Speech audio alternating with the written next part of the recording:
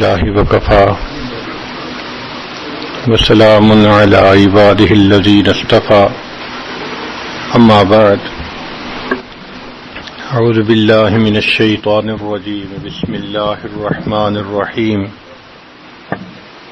وتوبوا الی اللہ جميعا ایھا المؤمنون لعلکم تفلحون سبحان ربک رب العزۃ عما یصفون وسلام علی المرسلین والحمد للہ رب العالمین اللہم صل علی سیدنا محمد وعلی آل سیدنا محمد وبارک وسلم۔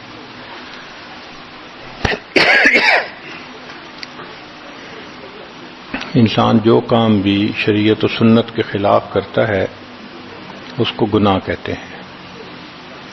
اس گناہ سے توبہ کرنا لازم ہوتا ہے۔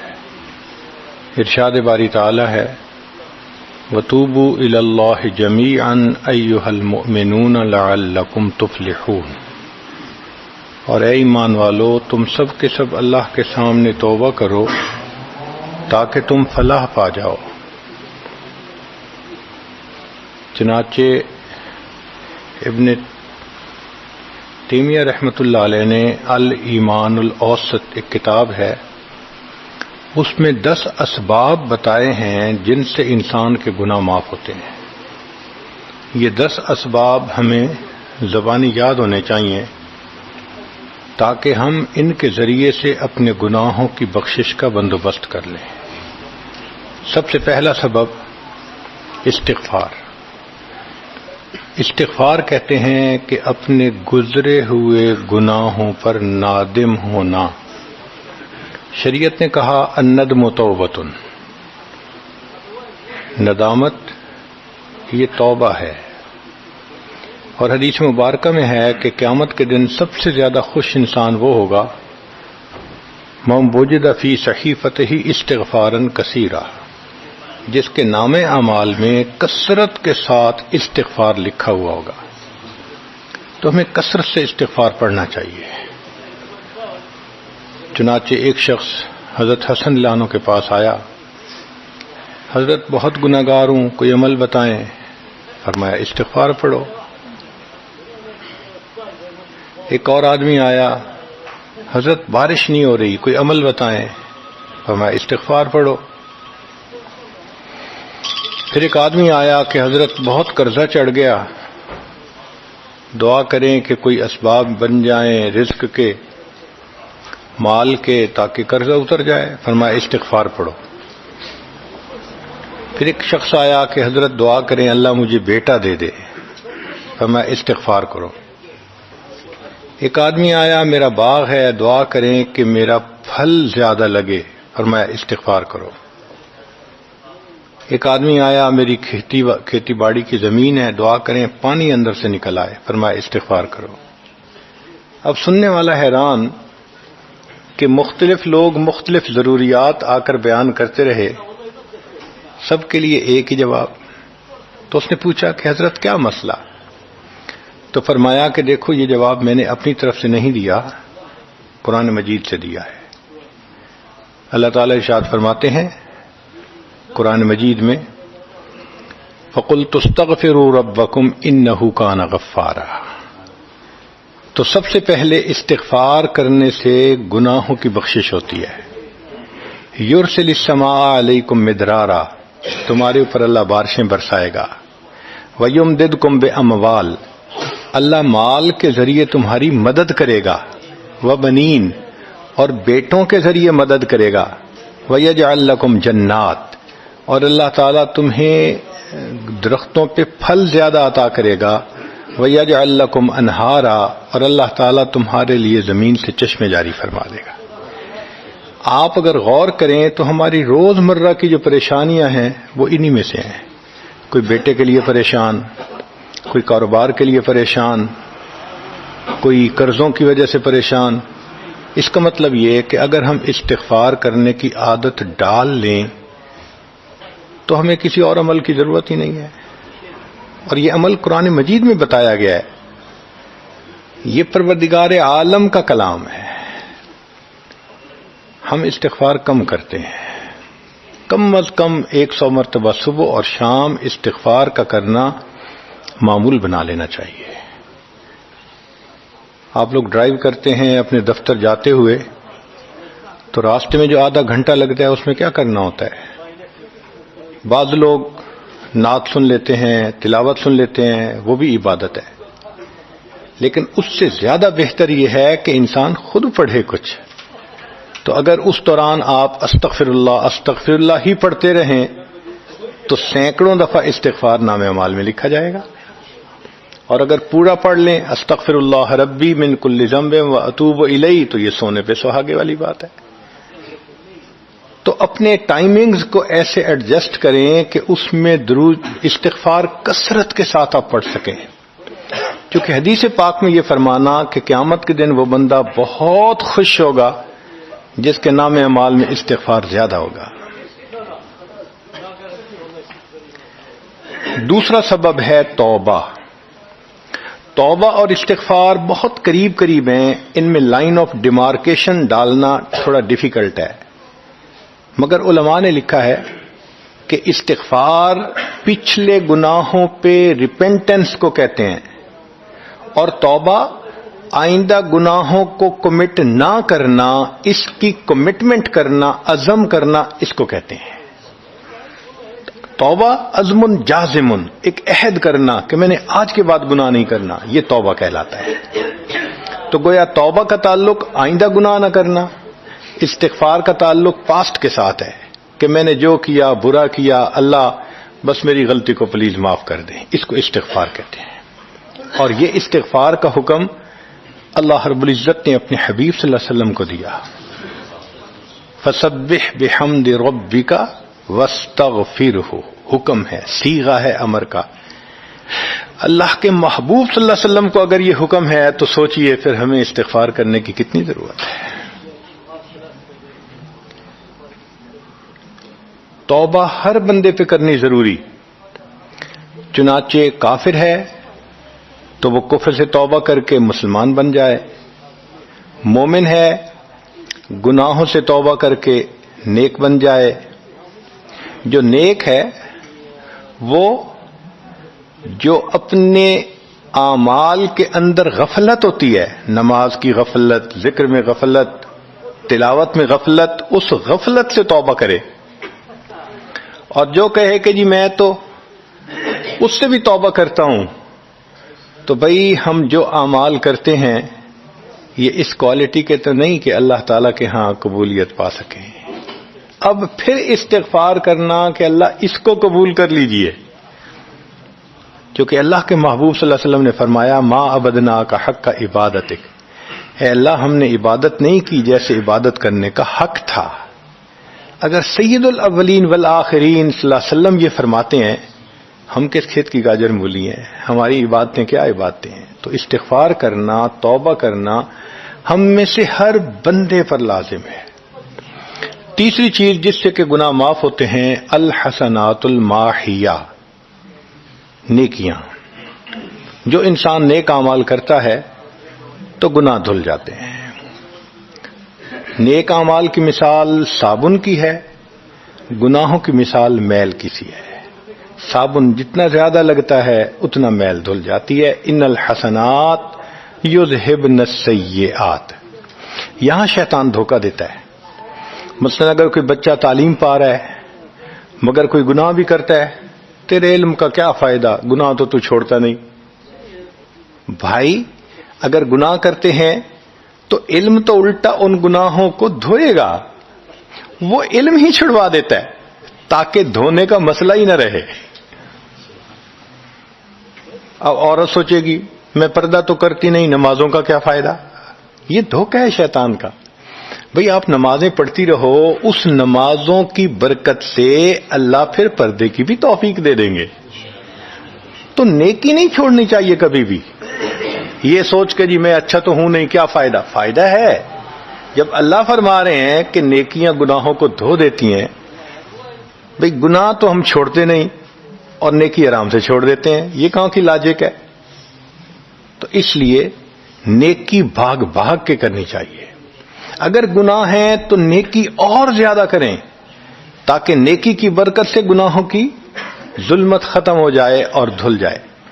حدیث پاک میں ہے بندہ گناہ کرتا ہے لکھ دیا جاتا ہے، دوسرا گناہ، تیسرا، 5 گناہ کرتا ہے، پھر اس کے بعد وہ ایک نیکی کرتا ہے تو نیکی والا فرشتہ کہتا ہے کہ دیکھو اللہ کے ہاں دستور ہے من جاء بالحسنۃ فلہ عشر امثالھا، اس کو 10 نیکیاں ملنی تھیں، تم نے 5 گناہ لکھے ہیں نا، اچھا تم 5 گناہ مٹا دو، میں نامہ اعمال میں 10 نیکیوں کی بجائے صرف 5 نیکیاں بیلنس وہ ڈال دیتا ہوں۔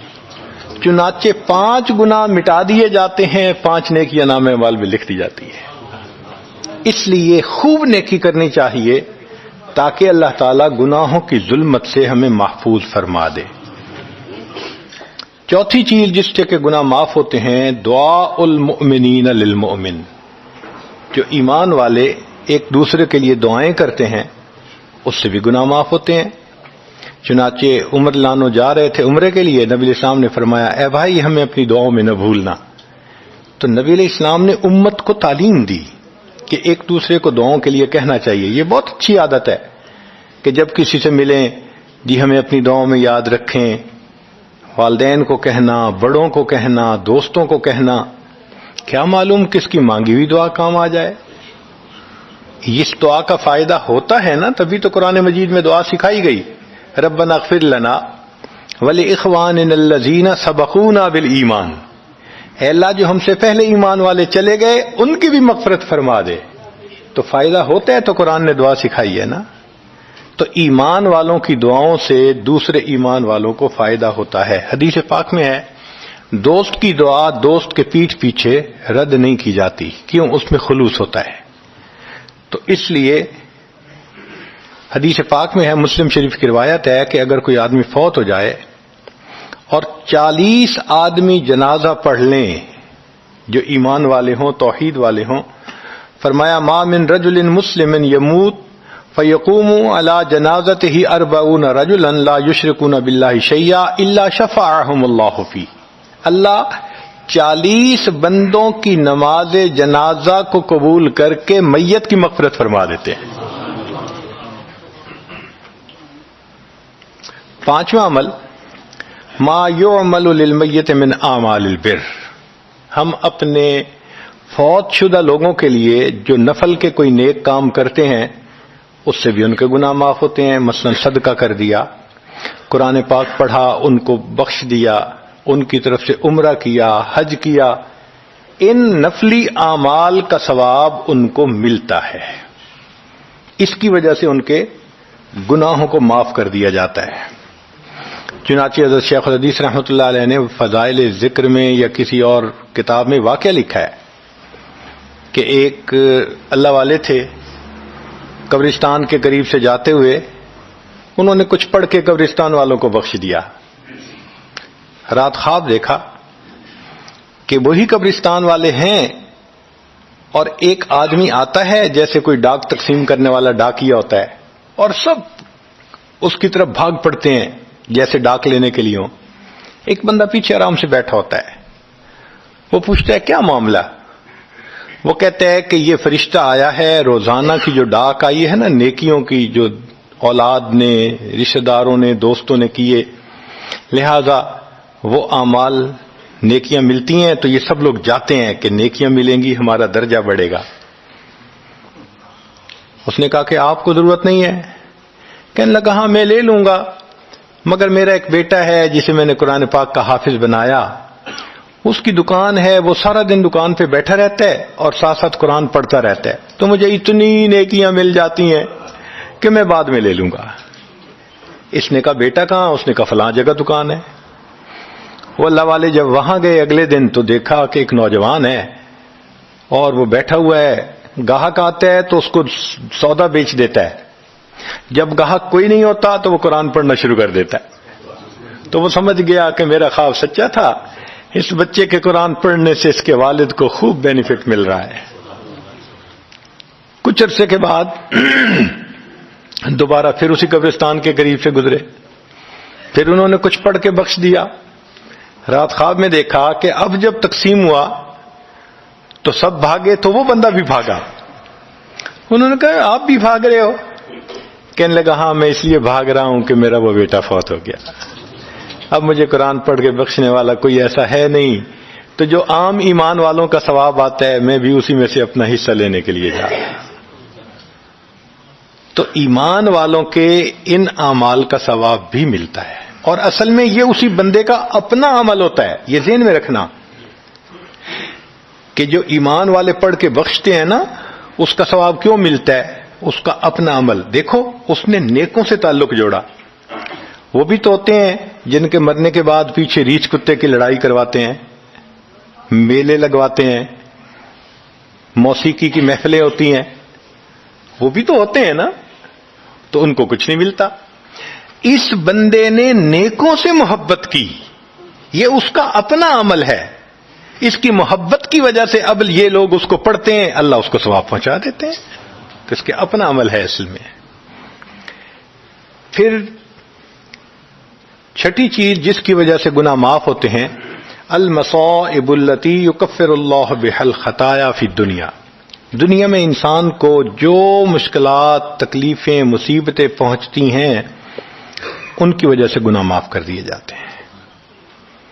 کوئی مصیبت دنیا میں پہنچتی ہے گناہ معاف ہوتے ہیں. چنانچہ نبی علیہ السلام تشریف فرما تھے، چراغ بجھ گیا. نبی علیہ السلام نے فرمایا انا للہ و انا الیہ راجعون. ام المومنین عائشہ صدیقہ نے پوچھا اے اللہ کے حبیب صلی اللہ علیہ وسلم یہ تو پڑھتے ہیں جب کوئی آدمی فوت ہو جاتا ہے. فرمایا عائشہ مومن کو جو بھی دنیا میں تکلیف غم پہنچتا ہے اگر وہ اس کے اوپر انا للہ پڑھ لے اس کو ثواب ملتا ہے. تو سوچنے کی بات ہے، چراغ کے بجھنے پر اگر ثواب ملتا ہے تو کسی عزیز کی زندگی کا چراغ بجھ گیا اس پر کتنا ثواب ملے گا.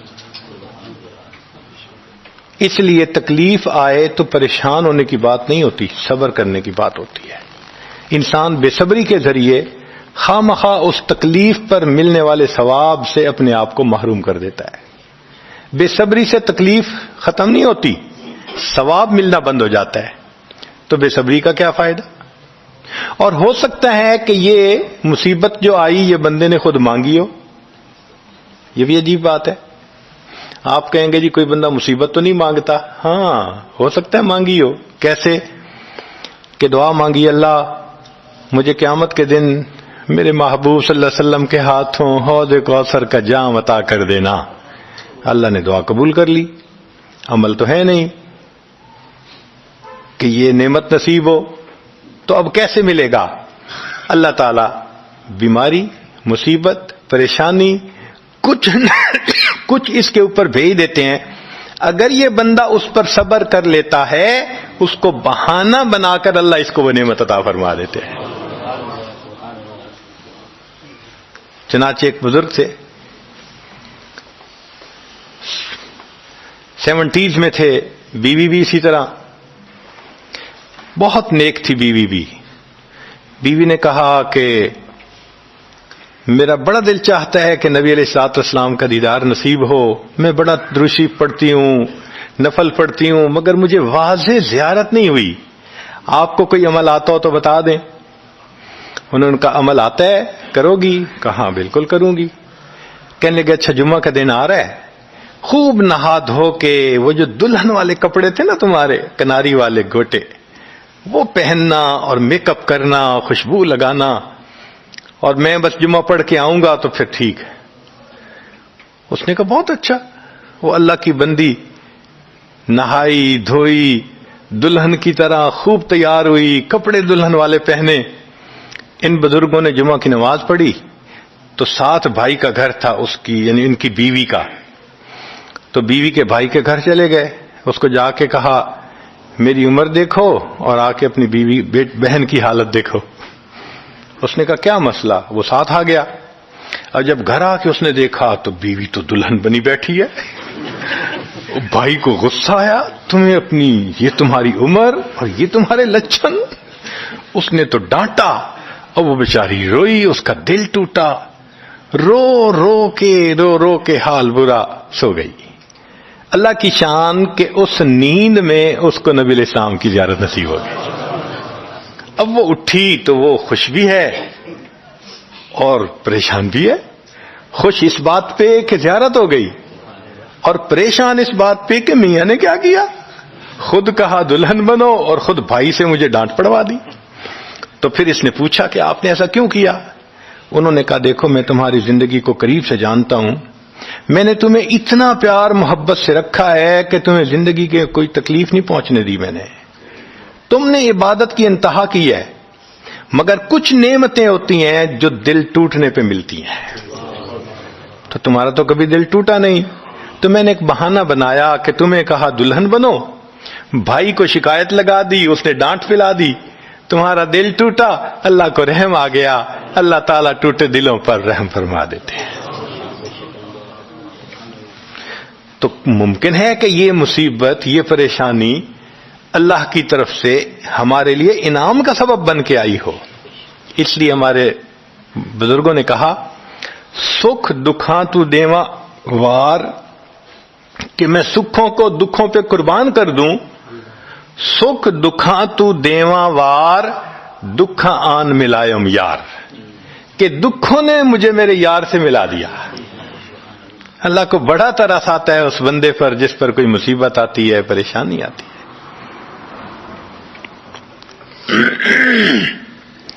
پھر ساتویں چیز جس سے کہ گناہ معاف ہوتے ہیں، ما يحصل فی القبر من الفتنة والزغطة والروعة. قبر کے اندر انسان جب جائے گا تو اس کو وہاں پر زغط قبر پیش آئے گا. قبر دباتی ہے، اس قبر کے دبانے سے بھی گناہ معاف ہوتے ہیں، اور یہ زغط قبر ہر کسی کو پیش آئے گا. سعد لانو ایک صحابی ہیں،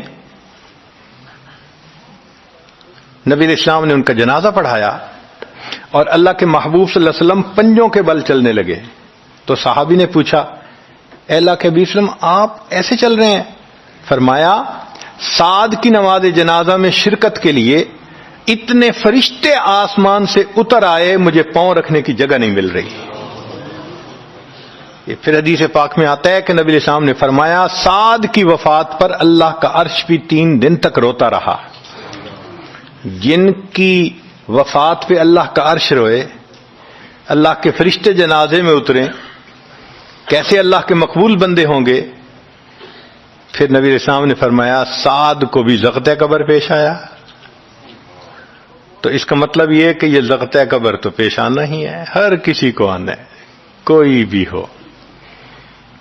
اب یہ عجیب سی بات ہے، مگر اس کو سمجھیں کہ کیوں پیش آنا ہے. آپ اگر کسی ریسٹورنٹ پہ جائیں اور جا کے سویٹ ڈش کھائیں یا کباب کھائیں تو بل پے کرنا پڑتا ہے نا.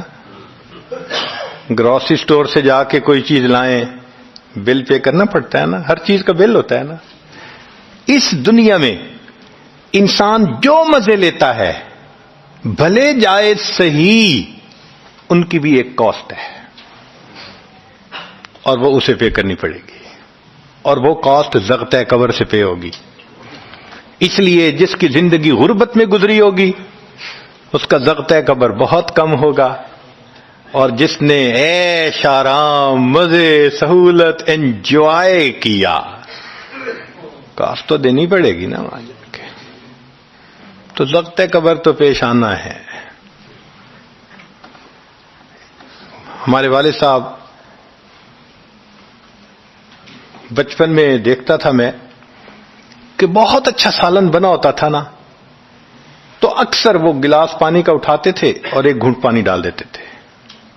مجھے سمجھ نہیں آتی تھی یہ کیا کرتے ہیں. میں اکثر ان سے پوچھتا تھا ابو آپ ایسے کیوں کرتے ہیں، نہیں بتاتے تھے. جب ان کی وفات ہوئی تو بعد میں والدہ صاحبہ نے کہا کہ اصل میں وہ یہ کہا کرتے تھے کہ نفس میرا دشمن ہے، میں اس نفس کو لذتیں کیوں دوں. وہ لذیذ کھانے کے اوپر بھی ایک گھونٹ پانی ڈال کے اس کو کم مزے والا بنا لیا کرتے تھے، جائز لذتوں کو بھی کم کر لیتے تھے. ہمارا کیا حال ہوگا جو ناجائز لذتوں کے پیچھے بھاگتے پھرتے ہیں. تو یہ زغط قبر مومن کو بھی پیش آتا ہے اور کافر کو بھی، مگر فرق ہے.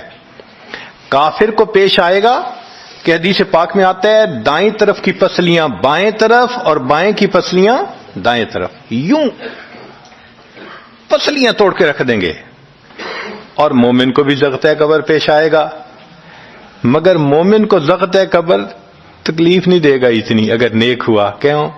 اچھا آپ بتائیں سر میں درد ہو تو آپ کہتے ہیں نا ذرا سر دبا دو، تو تکلیف ہوتی ہے یا راحت ملتی ہے؟ سر دبانے سے راحت ملتی ہے۔ جس طرح سر درد میں کوئی دبائے سر کو راحت ملتی ہے، ایسے ہی مومن کو ضغط قبر تو پیش آئے گا مگر مومن کے لیے راحت کا سبب ہوگا۔ 8ویں چیز جس سے کہ گناہ معاف ہوں گے، احوال یوم القیامت وکربھا وشدائدھا، قیامت کے دن جو انسان کو ایک وحشت کی کیفیت ہوگی، ہول کی کیفیت ہوگی، خوف ڈر کی کیفیت ہوگی۔ اللہ اکبر۔ امام غزالی رحمۃ اللہ علیہ نے تفصیل لکھی ہے کہ سارے لوگ کھڑے ہوں گے اور سورج بہت قریب ہوگا، پسینے میں شرابور ہوں گے۔ اللہ اکبر۔ اس وقت جہنم کے اندر ابال آئے گا اور جہنم کے اندر سے انگارے اٹھ کر اوپر جائیں گے اور واپس گریں گے۔ فرماتے ہیں اس وقت انبیاء میں سے کوئی نبی بھی ایسا نہیں ہوگا جس کو یہ ڈر نہ ہو کہ کہیں انگارے میرے اوپر نہ آ جائیں۔ اگر انبیاء بھی تھرا رہے ہوں گے، ہمارا اس دن کیا حال ہوگا؟ تو قیامت کے دن کی دہشت اور وحشت کوئی چھوٹی چیز نہیں ہے، مگر اس سے بھی اللہ تعالیٰ ایمان والوں کے گناہوں کو معاف فرما دیں گے۔ پھر 9ویں چیز جس سے کہ گناہ معاف ہوں گے،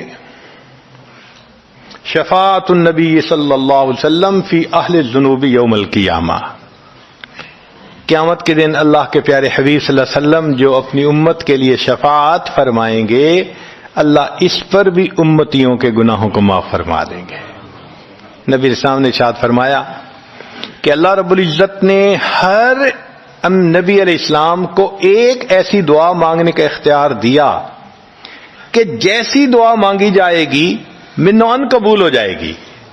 تو انبیاء نے دعائیں مانگی، تو صحابی نے پوچھا اے اللہ کے حبیب صلی اللہ علیہ وسلم آپ کو بھی اختیار دیا گیا؟ فرمایا مجھے بھی اختیار دیا گیا۔ اے اللہ کے حبیب صلی اللہ علیہ وسلم آپ نے کیا دعا مانگی؟ فرمایا میں نے کوئی دعا نہیں مانگی، میں نے اس کو ذخیرہ رکھ لیا، قیامت کے دن جب میری گنہگار امت کا حساب ہوگا اس وقت میں وہ دعا مانگوں گا، امت کو لے کے جنت میں جاؤں گا۔ اللہ کے محبوب صلی اللہ علیہ وسلم کو امت سے کتنا پیار تھا۔ کوئی ماں اولاد کے لیے 23 سال نہیں روتی، جوان بیٹا فوت ہو 2-4 مہینے رو کے پھر نارمل لائف ہو جاتی ہے۔ کوئی باپ اولاد کے لیے 23 سال نہیں روتا۔ اللہ کے پیارے حبیب صلی اللہ علیہ وسلم امت کے لیے 23 سال آنسو بہاتے، رب امتی رب امتی رب امتی دعا مانگتے تھے، لمبے سجدے۔ ام المومنین عائشہ صدیقہ عنہا فرماتی ہیں کہ محبوب صلی اللہ علیہ وسلم کے آنسو جو مصلی پہ گرتے تھے مجھے لگتا تھا کہ بارش کے قطرے زمین کے اوپر گر رہے ہیں، ایسے آواز محسوس ہوتی تھی، اور اتنا لمبا سجدہ ہوتا تھا کہ کبھی کبھی میں اٹھ کے محبوب صلی اللہ علیہ وسلم کے پاؤں کے انگوٹھے کو ٹچ کرتی تھی کہ ابھی جان تو سلامت ہے نا، تب مجھے احساس ہوتا تھا نہیں ابھی تک زندہ ہے، سجدہ لمبا ہو گیا۔ اتنا لمبا سجدہ کس کے لیے؟ اللہ امت کو گناہوں کو معاف فرما دے، امت کے گناہوں کو معاف۔ چنانچہ جب نبی علیہ الصلوۃ والسلام پر آخری یعنی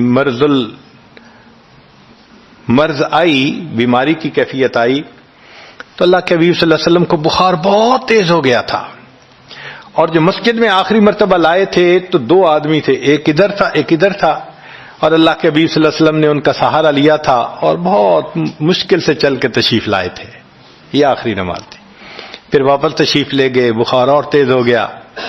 سیدہ عائشہ صدیقہ عنہا فرماتی ہیں کہ میں نے اوپر کپڑا سا ڈال دیا، کپڑے کے اوپر سے مجھے گرمی محسوس ہو رہی تھی، میں نے پانی کا ایک پیالہ پیش کیا، اللہ کے حبیب صلی اللہ علیہ وسلم پانی کے پیالے میں ہاتھ مبارک ڈالتے تھے اور اپنے چہرے پہ لے رہے تھے، اور جسم تھا کہ جیسے کوئی گرم چیز میں سے گرمی نکل رہی ہوتی ہے، اس طرح وہ بخار سے دہک رہا تھا. فرماتی ہیں کہ مجھے محسوس ہوا کہ یہ تو بہت تیز بخار ہے، کبھی ایسا نہیں دیکھا. تو میں نے پوچھا اے اللہ کے حبیب صلی اللہ علیہ وسلم، بخار ایسا تو کبھی نہیں دیکھا، اتنا زیادہ تیز، اتنا زیادہ تیز. نبی علیہ السلام نے فرمایا عائشہ، مومن کو سکرات موت کے وقت جو تکلیف ہوتی ہے اس پر بھی اس کے گناہ معاف ہوتے ہیں. میں نے اللہ سے یہ دعا مانگی تھی، اللہ جب میری سکرات کا وقت آئے تو مجھے تکلیف زیادہ دے دینا اور اس کے بدلے اللہ میری امت کے گناہوں کو معاف فرما دینا. عائشہ، یہ وہ سکرات ہے جس کی وجہ سے مجھے تکلیف بہت ہے. اللہ کے محبوب صلی اللہ علیہ وسلم کو اتنی تکلیف ہو رہی تھی. اتنے میں اطلاع ملی، دروازہ کھٹکھٹایا گیا، پوچھا کون؟ جواب ملا جبریل علیہ السلام اور اسرائیل علیہ السلام اجازت مانگتے ہیں آنے کی. نبی علیہ السلام نے فرمایا جبریل اندر آ جائیں. تو جبریل آئے. اے اللہ کے حبیب صلی اللہ علیہ وسلم، اللہ نے آپ کو یاد فرمایا ہے. نبی علیہ السلام نے فرمایا جبریل اللہ تعالیٰ سے پوچھ کے یہ پہلے بتاؤ میرے بعد میری امت کا کیا حال ہوگا، پہلے پوچھ کے بتاؤ. جبریل علیہ السلام نے اللہ تعالیٰ سے پوچھا. رب کریم نے کہا، فرمایا میرے محبوب سے جا کر کہہ دو اے محبوب آپ کے بعد آپ کی امت کو تنہا نہیں چھوڑیں گے. جب نبی علیہ السلام کو تسلی ہو گئی، محبوب نے فرمایا اچھا ملک الموت کو بھی اندر آنے دو. اللہ کے محبوب صلی اللہ علیہ وسلم کو امت سے ایسی محبت تھی. اللہ اکبر. چنانچہ حدیث پاک میں ہے کہ نبی علیہ الصلوۃ والسلام نے فرمایا خیرت بین ان یدخل نصف امتی الجنہ و بین شفاعہ. اللہ رب العزت نے مجھے چوائس دیا، اختیار دیا کہ اے میرے حبیب صلی اللہ علیہ وسلم آپ چاہیں تو آپ کی آدھی امت کو بلا حساب جنت بھیج دیں گے، اور آپ چاہیں تو جن کی آپ شفاعت کریں ان کو بھیجیں گے. نبی علیہ السلام فرماتے ہیں فاخترت الشفاعہ، میں نے شفاعت کو چن لیا، لأنہا اعم و اکثر، اس لیے کہ میری شفاعت پر آدھی سے زیادہ امت کے لوگ جنت میں چلے جائیں گے. اللہ اکبر. پوچھنے والے نے پوچھا اے اللہ کے حبیب صلی اللہ علیہ وسلم اترونہا للمتقین، کیا آپ کی شفاعت نیکوں کے لیے ہوگی؟ فرمایا لا ولکنہا للمذنبین الخطائین المتلوثین، نہیں میری شفاعت میرے امت کے گناہگاروں کے لیے ہوگی. اللہ کے حبیب صلی اللہ علیہ وسلم کی شفاعت کا نصیب ہو جانا یہ بھی گناہوں کی بخشش کا سبب ہے. مگر شفاعت کس کو نصیب ہوگی اس کی بھی تفصیل سن لیجئے. کچھ لوگ ہوتے ہیں سنت کو دیکھتے ہیں ان کا دل خوش ہو جاتا ہے، وہ سنت رکھنے والے کو انکریج کرتے ہیں، اس کو مورل سپورٹ دیتے ہیں، نہیں نہیں تم نے اچھا کیا. اور کچھ وہ ہوتے ہیں کہ جو دیکھتے ہیں چہرے پہ سنت سجی، کیا ملا بن گئے، کیا تم نے چہرے پہ کر لیا. علماء نے لکھا جس نے سنت کو دیکھ کر ناگواری کا اظہار کیا اس نے اپنے آپ کو شفاعت سے محروم کر لیا. یہ نہیں ہے کہ ہم سنت کا مذاق بناتے پھریں اور ہمیں شفاعت نصیب ہوگی، نہیں. احترام ہو دل میں سنت کا. نبی علیہ الصلوۃ والسلام کی ایک ایک سنت پہ قربان ہو انسان. جب یوں محبت ہوگی تو پھر نبی علیہ الصلوۃ والسلام کی شفاعت بھی ان کے لیے ہوگی. 10واں سبب جس سے کہ گناہ معاف ہوں گے، رحمت اللہ و عفوہ و مغفرتہ بلا سبب من العباد. قیامت کے دن انبیاء کرام شفاعت کریں گے، بخشش ہوگی، پھر علماء کریں گے، شہداء کریں گے، پھر سب جنتی شفاعت کریں گے، حتیٰ کہ کوئی ایسا نہیں رہے گا کہ جو کسی اور کی شفاعت کرے. اور وہ لوگ جہنم میں ہوں گے کہ جن کا کوئی جنتی واقع بھی نہیں ہوگا. اللہ اکبر. سالوں وہ جہنم میں جلتے رہیں گے، جلتے رہیں گے. پھر ایک وقت آئے گا کہ ان میں سے جن کے دل میں تھوڑا سا بھی ایمان ہوگا نا، اگرچہ اس کی شفاعت کرنے والا کوئی نہیں ہوگا، ان کو بھی اللہ بخشنے کا سبب بنائیں گے۔ وہ کیسا ہوگا؟ حدیث پاک میں آتا ہے کہ یہ جو ایمان والے ہوں گے نا، ان کے اور کافروں اور مشرکین کے درمیان جو دیوار تھی نا آگ کی، اس کو ذرا ٹرانسپیرنٹ اللہ بنائیں گے۔ تو مشرکین دیکھیں گے اور کہیں گے اوہ ہم تو جل ہی رہے تھے، اور تم تو کلمہ پڑھتے تھے، تم بھی یہاں جل رہے ہو۔ تو وہ جب ان کو کلمے کا تانا دیں گے کہ تمہارا نام تو مسلمانوں والا تھا نا، تو اس وقت وہ جہنمی اللہ سے فریاد کریں گے، اللہ تیری توحید کا تانا دیتے ہیں، کہاں گیا تمہارا خدا، تم بھی ہمارے ساتھ جل رہے ہو۔ جب وہ فریاد کریں گے، اللہ تعالیٰ جبریل علیہ السلام کو فرمائیں گے، جبرائیل جاؤ، جس کے دل میں ذرہ برابر بھی تمہیں ایمان نظر آتا ہے اس کو بھی جہنم سے نکالنا، ان کو بھی جہنم سے نکال دیا جائے۔ پھر اس کے بعد وہ بچیں گے کہ جن کا ذرہ ایمان بھی نہیں فرشتے کو نظر آئے گا، مگر اللہ فرمائیں گے انبیاء نے بھی شفاعت کر لی، شہداء نے بھی، علماء نے بھی، جنتیوں نے بھی، اب میں اپنی رحمت کا اظہار کرتا ہوں، میں بھی تو بندوں سے محبت کرتا ہوں۔ حدیث پاک میں ہے ثلاث حشیات، یوں کر کے اگر گندم ہونا اور انسان دونوں ہاتھوں کو ایسے کرے تو اس کو لپ کہتے ہیں، لپ بھرنا۔ تو اس میں ہزاروں چاول کے دانے آ سکتے ہیں۔ سوچئے اللہ رب العزت لپ بھریں گے تو وہ کتنی بڑی ہوگی، کھربوں لوگ ہوں گے۔ ایک لپ کو بھر کے نکالا جائے گا، پھر دوسری کو نکالا جائے گا، پھر تیسری لپ بھر کے نکالیں گے۔ پھر ایک حوض ہوگا، کہا جائے گا جہنمی کو اغتسل فی ھذا الغدیر، اس حوض کے اندر تم جاؤ غسل کرو۔ جب وہ غسل کریں گے بالکل ان کے جسم صحیح سلامت ہو جائیں گے۔ پھر اللہ تعالیٰ ان کو جنت عطا فرمائیں گے، مگر ان کے ماتھے پر لکھا ہوا ہوگا اتقاء الرحمن، کہ رحمان نے اپنی رحمت سے ان کو رعایتی پاس کر دیا۔ وہ جنت میں جائیں گے۔ اب جو جنت میں جائیں گے تو جنتی لوگ ان کے ساتھ ملیں گے، خوش ہوں گے، مگر کہیں کہیں کوئی ان کو کہے گا ہم تو اللہ کے فضل سے سیدھا آ گئے، تم تو وایا فلاں جگہ سے آئے ہو نا، رعایتی پاس ہو۔ اب جب ان کو رعایتی پاس کا تانا ملے گا تو ان کو عجیب لگے گا۔ پھر ایک وقت آئے گا کہ یہ سب اتقاء الرحمن اللہ کے سامنے فریاد کریں گے، اللہ آپ نے اپنی رحمت سے جہنم سے نکال دیا، جنت بھیج دیا، یہ جو مہر ایک لگا دی یہ بھی تو اتار دیجئے نا۔ تو اللہ تعالیٰ ان کی مہر کو ختم فرمائیں گے اور یہ جنت میں رہنے لگ جائیں گے۔ امام غزالی رحمت اللہ علیہ اس واقعے کو نقل کرنے کے بعد لکھتے ہیں، میرا کوئی عمل ایسا تو نہیں کہ میں امید کروں کہ میں جنت چلا جاؤں گا، کاش اللہ مجھے ان اتقاء الرحمن میں شامل فرما لیتے،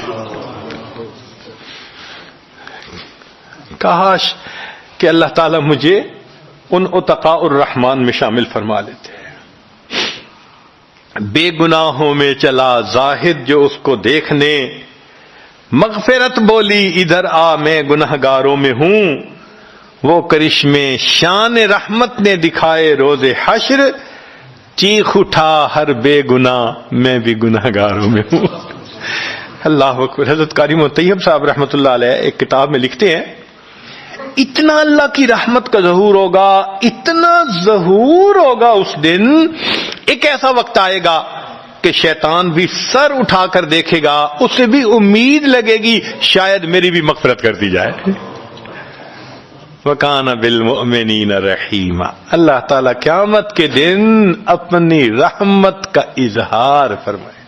اللہ کرے قیامت کے دن اللہ کی رحمت سے ہمارا کام بن جائے۔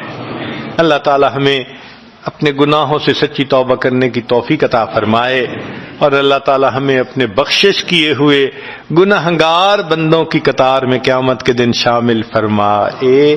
وآخر دعوانا ان الحمد للہ رب العالمین۔